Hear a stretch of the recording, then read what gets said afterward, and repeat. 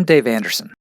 Today I'm in Fiji to review consumer surplus and producer surplus, which are often well marked on graphs as areas with distinct colors, but those areas tend not to be well understood.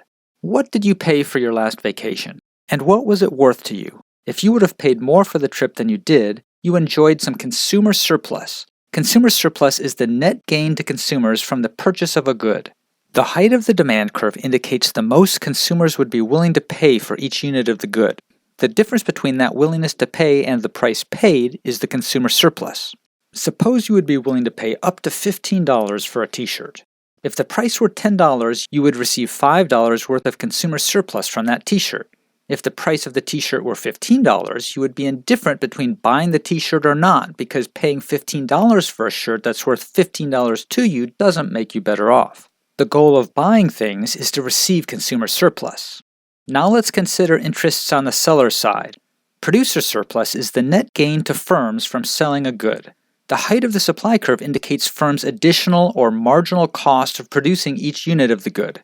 The difference between the price received and the marginal cost is the producer surplus. If the price of a t-shirt were $10 and a firm could make a t-shirt for $4, the firm would receive $6 worth of producer surplus from the t-shirt. If the price were $4, the firm would receive the marginal cost of that shirt but no more, so the firm would be indifferent between selling the shirt or not.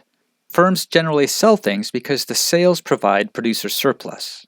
Producer surplus is different from profit in most cases because the production of most goods involves fixed costs, such as the costs of renting buildings and machinery. Fixed costs aren't considered in the calculation of producer surplus because they aren't part of the marginal cost of making additional units, whereas profit is revenue minus all costs.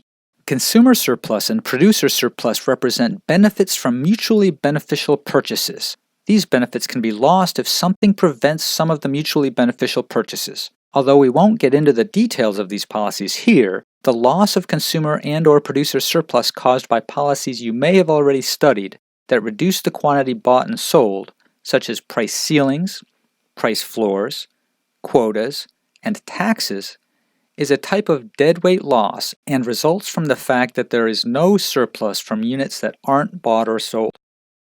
Now let's look at a couple of special cases. If the demand curve is horizontal, that means the willingness to pay for each unit equals the price, so there is no consumer surplus.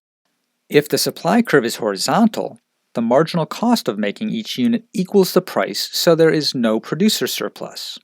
Remember that consumer surplus and producer surplus are the net gains that make buying and selling worthwhile. And the best things in life, such as sunsets, are free. So all of the enjoyment from those things is consumer surplus.